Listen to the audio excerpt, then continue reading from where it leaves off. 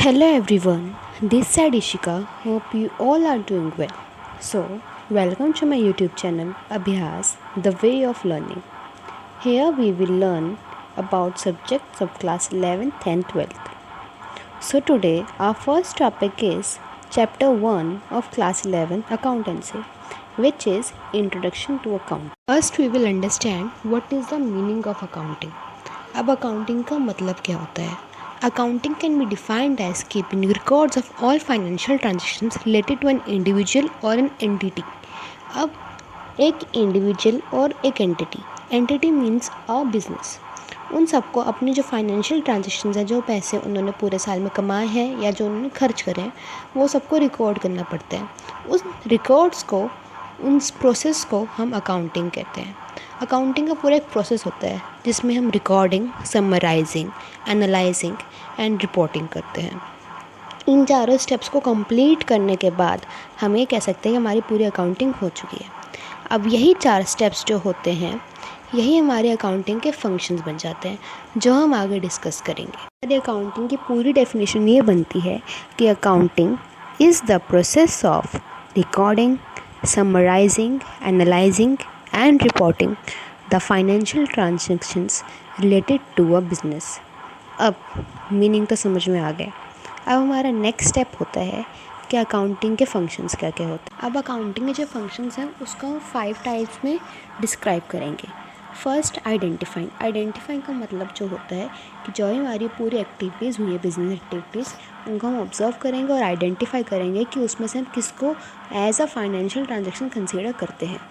अब आइडेंटिफाई कर लिया, उसके बाद सेकंड स्टेप होगा रिकॉर्डिंग. अब रिकॉर्डिंग का मतलब जो होता है कि जो जो हमने अपनी फाइनेंशियल ट्रांजेक्शन्स ऑब्जर्व करी हैं, उनको हम अलग अलग जर्नल्स में रिकॉर्ड करते हैं उस हिसाब से कि ये कहाँ, कौन सा खर्चा कहाँ पर आएगा, like is it A expense और समथिंग एल्स. ओके. अब नेक्स्ट आता है हमारा क्लासीफाइंग का मतलब क्या होता है? क्लासीफाइंग मीन्स अब हमने जर्नल्स बना लिए, उन जर्नल्स को हम क्लासीफाई करेंगे अलग अलग ग्रुप्स में. ये ग्रुप्स हम आगे जाके डिस्कस करेंगे. अब क्लासीफाई कर लिया, क्लासीफाई करने के बाद समराइज मीन्स अब पूरा हमारे अलग अलग जर्नल्स बने हैं, उन अलग अलग जर्नल्स को हम एक ही अकाउंट में डालेंगे जिसको हम कहते हैं ट्रायल बैलेंस. हमारा नेक्स्ट स्टेप आता है कम्युनिकेटिंग का मतलब होता है कि जिस यूज़र के लिए मैंने ये सारा बैलेंस इकट्ठा किया है, मैं उसे कम्युनिकेट करूँ as per his requirements. Okay. अब आ गए हमारे ऑब्जेक्टिव्स अकाउंटिंग. अब अकाउंटिंग के ऑब्जेक्टिव्स क्या होते हैं? हमारा पहला ऑब्जेक्टिव ऑब्वियसली यही होगा कि हमें मिनिमम से मिनिमम हमारा फ्रॉड हो.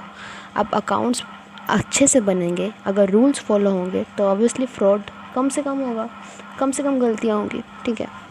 नेक्स्ट आता है कि हमारा जो प्रॉफिट है, जो हमने कमाया है प्रॉफिट पूरे साल में, और जो हमारा पूरे साल में जो लॉस हमने सफ़र किया है, वो हमें अच्छे से एसरटेन हो, हमें पता चले. ओके.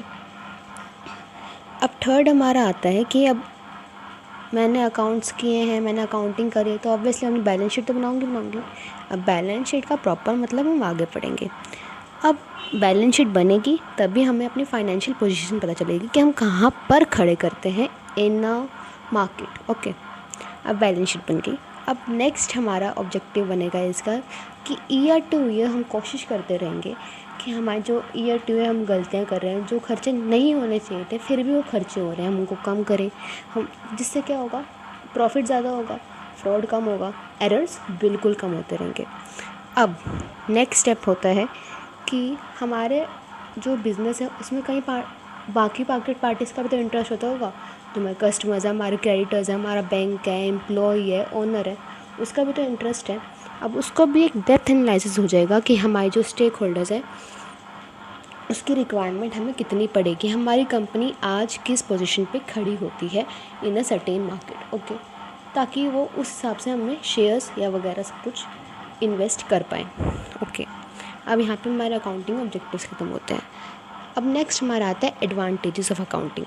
अब अकाउंटिंग के एडवांटेजेस क्या होंगे? एज़ पर अब ऑब्जेक्टिव्स पढ़े वही सेम एडवांटेजेस होंगे. लाइक अब पूरा रिकॉर्ड बन रहा है, हमारा रिलायबल इन्फॉर्मेशन में प्रोवाइड हो रहा है कि ये डिफरेंट पार्टीज से हमें क्या क्या प्रॉफिट हो रहा है. ओके. अब एक पूरी कंपैरेटिव स्टडी मिल रही है हमें अकाउंट्स की जब तक हम अकाउंट्स नहीं बना रहे थे हमें नहीं पता चल रहा था हमारा खर्चा कहाँ हो रहा है कहाँ नहीं हो रहा। अब अकाउंट्स बन रहे हैं तो हमें ये भी पता चल रहा है कि हमारा खर्चा कहाँ हो रहा है, कैसे हो रहा है, क्यों हो रहा है और कौन सा लॉस था जो अब नहीं हो रहा। Okay, accounting form basis the process of performance evaluation to improve the performance of employees, divisions, activities etc. अब अगर मेरे अकाउंट्स प्रॉपर बन रहे हैं, मैं पूरा रिकॉर्ड रख रही हूँ तो मैं एरर्स कम करूँगी, एरर्स कम करूँगी तो प्रॉफिट अच्छा होगा, प्रॉफिट अच्छा होगा तो मेरे जो एम्प्लॉयज़ हैं उनको भी फ़ायदा होता रहेगा, जो मेरी डिफरेंट एक्टिविटीज़ हैं उनको भी फ़ायदा होता रहेगा। ओके, और सबसे इम्पॉर्टेंट जो हमारा अकाउंटिंग रिकॉर्ड होता है वो एक हमारे पास एविडेंस है, एक लीगल मैटर में। अगर हमारा बिज़नेस कभी भी किसी भी लीगल मैटर में इंक्लूड होता है तो उसके लिए हमें जो भी एविडेंस चाहिए होंगे उनमें सबसे इम्पॉर्टेंट हमसे पूछा जाता है कि आपके अकाउंटिंग रिकॉर्ड्स कहाँ पर हैं, वो दिखाओ। ओके, अब एडवांटेजेस हो गए। अब जिस चीज़ के एडवांटेजेस हैं उसके डिसएडवांटेजेस पक्का ही होंगे। हमेशा हर चीज़ पूरी तरह से सही तो नहीं होती ना। अब हम आगे जाके इसके लिमिटेशंस भी पढ़ेंगे। Before moving towards the limitations of accounting, हम पहले जो हमारे एडवांटेजेस हैं अकाउंटिंग के उन्हें ब्रीफली मेमोराइज करेंगे। फर्स्ट इज़ अकाउंटिंग हमें परमानेंट रिकॉर्ड्स देता है बिजनेस ट्रांजेक्शन के। Okay, second accounting profit and loss बताता है हमारे बिजनेस के। थर्ड, अकाउंटिंग हमें बिजनेस के डिफरेंट एस्पेक्ट्स की एक कंपैरेटिव स्टडी देता है। ओके, अब आता है fourth accounting improves the performance of the business. अब हमारी जो बिज़नेस की जो परफॉर्मेंस हो रही है उसको इम्प्रूव करेगा अकाउंटिंग। फिफ्थ, दैट ये हमारा एक एविडेंस है लीगल मैटर्स में। ओके, हो गया, ये हमारे एडवांटेजेस हैं। अब आगे हम लिमिटेशंस पढ़ेंगे तो हमें ईजी रहेगा कि एडवांटेजेस को और लिमिटेशन में फ़र्क समझें। अब आते हैं हमारे लिमिटेशंस। ओके, अब अकाउंटिंग की लिमिटेशंस मतलब कि उनका जो अकाउंटिंग करने में जैसे कभी कभी जो प्रॉब्लम्स खड़ी हो जाती हैं वो। Okay, first, is it only consider monetary transactions, मतलब वो सिर्फ पैसा ही दिखाता है। क्वालिटी, किसी की स्किल है, कुछ है, ऑनेस्टी है, वो हमेशा उधर नहीं होती क्योंकि ये मॉनेटरी नहीं है, इसमें हम आपको कुछ पैसा एक्सचेंज नहीं हो रहा, समझे। अब मॉनेटरी ट्रांजेक्शन्स वो होती हैं जिसमें पैसा एक्सचेंज हो रहा हो। ओके, और अकाउंटिंग में हम सिर्फ वही रखते हैं। सेकेंड, अकाउंटिंग पिछले साल का होता है। अब 1 अप्रैल को हमारा ईयर स्टार्ट हुआ, 31 मार्च को ख़त्म हो गया। अब 31 मार्च तक से पहले जो हमने भी पैसे इकट्ठा करा है वही हमें हिस्टोरिकल ट्रांजेक्शन हमारे अकाउंटिंग के अकाउंट्स में दिखेगी। अब इससे हम ये तो पता नहीं लगा सकते हैं कि आगे अभी जो हमारा प्राइस लेवल है उसमें कितना चेंज हुआ, ये नहीं पता चल सकता। Third, it is influenced by personal judgements, मतलब इसमें ब्याज बहुत होता है कि अगर आपको किसी ने कुछ कर दिया एंड कहते हैं ना करप्शन, और पैसे दे दिए, खिला दिए कि इसको इतना ही दिखाना है, इससे ज़्यादा नहीं दिखाना। ओके, ये पर्सनल ब्याज हो गया। अब फोर्थ आता है कि अकाउंटिंग में ना विंडो ड्रेसिंग बहुत होती है। अब विंडो ड्रेसिंग का मतलब क्या होता है? विंडो ड्रेसिंग से कहते हैं ना कि वो एक दुकान में अच्छा चश्मा ना के और जो ख़राब सामान है वो पीछे पीछे रखते हैं ताकि किसी को दिखे ही ना, बट होता तो है ना। तो यही अकाउंटिंग में होता है। और फिफ्थ ये है, जैसे अभी बताया कि हिस्टोरिकल ट्रांजेक्शन दिखाता है, मतलब आप फोरकास्ट ही नहीं कर सकते आप फ्यूचर में आपको क्या चेंज कर सकते हो, क्या चेंज नहीं कर सकते, वही है। इसलिए हम कहते हैं कि financial accounts are unsuitable for forecasting. अब एक बिज़नेस अपने फाइनेंशियल अकाउंट्स देख के अपनी फोरकास्टिंग नहीं कर सकता आगे की, ठीक है। अब ये तो हो गए हमारे लिमिटेशंस। ओके, अब नेक्स्ट स्टेप आता है हमारा बुक कीपिंग। अब कई लोग ना बुक कीपिंग और अकाउंटिंग को सेम समझते हैं। बुक कीपिंग और अकाउंटिंग दोनों चीज़ें अलग अलग होती हैं, ठीक है। बुक कीपिंग का मतलब होता है जो हमारे जो फाइनेंशियल ट्रांजेक्शन्स हुई हैं ना, हमारा अकाउंटिंग में 2 स्टेप्स आते हैं, याद है ना, समराइजिंग एंड ऑर्गेनाइजिंग। ये जो स्टेप जो करते हैं ना उसको बुक कीपिंग कहते हैं। सिंपल इसके वर्ड से पता चलता है कि आप बुक बना रहे हो अपनी, ठीक है। और अकाउंटिंग तो एक पूरा प्रोसेस है, ठीक है। अकाउंटिंग के प्रोसेस का एक हिस्सा होता है बुक कीपिंग।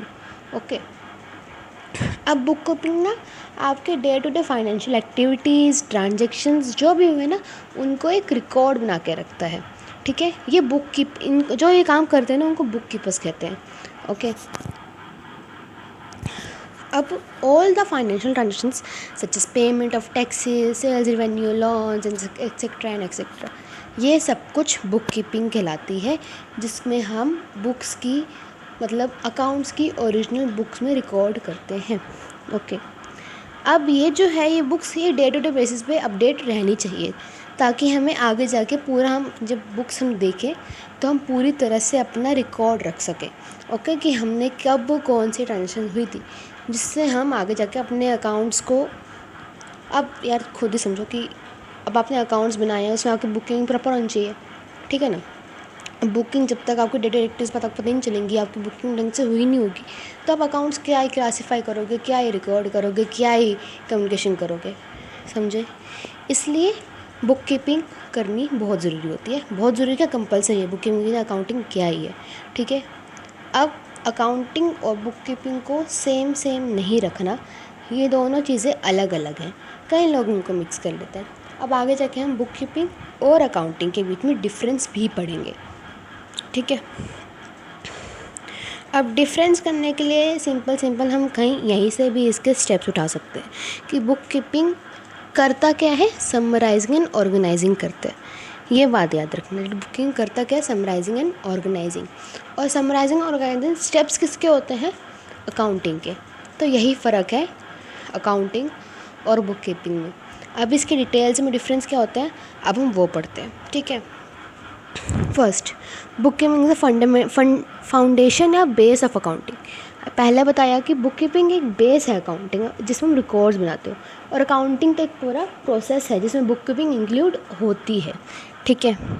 अब अकाउंटिंग एक सेगमेंट, अब बुक कीपिंग एक सेगमेंट है अकाउंटिंग का, ठीक है ना, वही बात हो गई। और अकाउंटिंग शुरू ही वहाँ से होती है जहाँ पे बुक कीपिंग खत्म होती है। अब आपके रिकॉर्ड्स बन गए, अब आप उनसे अकाउंट्स बनाओगे, okay. The result of the booking process is providing input for accounting. अब ये सारा डिफरेंस ऐसे ही आएगा, सब में यही लिखा जाएगा कि जो रिज़ल्ट आएगा ना बुक कीपिंग का, वही अकाउंट्स में हम इंक्लूड कर पाएंगे, तभी हमारी अकाउंटिंग का एक इनपुट डलेगी। जब बुक कीपिंग का आउटपुट है वो अकाउंटिंग का इनपुट है, ओके, समझ गए। अब जो अकाउंटिंग का जो रिज़ल्ट होगा वो हमारे फाइनेंशियल स्टेटमेंट्स रेडी करेगा, ओके, बात ख़त्म। यही कुछ ऐसे कुछ ना कुछ डिफरेंस है। और एक कुछ इंपॉर्टेंट बातें हो तो जो बुक कीपिंग करते हैं उनको बुक कीपर्स कहते हैं, और जो अकाउंटिंग होंगे उनको अकाउंटेंट। अब यहाँ हमारा इतना टॉपिक अकाउंटिंग का ख़त्म होता है, ठीक है। ये हमारा फर्स्ट पार्ट था। इसका एक सेकेंड में बनेगा अकाउंटिंग टर्म्स पे, ओके। सो तब तक के लिए थैंक्स फॉर वॉचिंग।